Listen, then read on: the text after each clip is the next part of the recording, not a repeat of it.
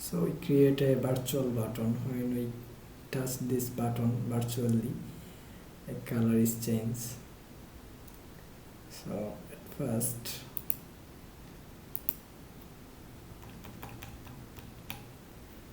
this is virtual button.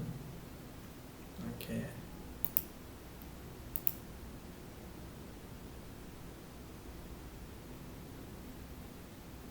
Here is our virtual environment.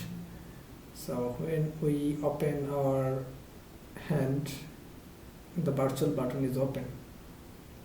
Yeah.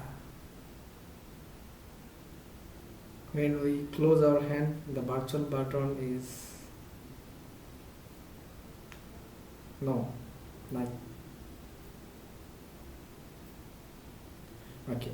Now we touch the button. Yes, the color is changed.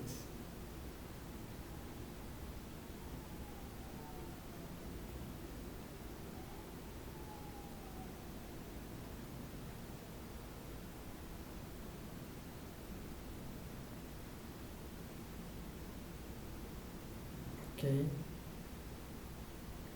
Thank you.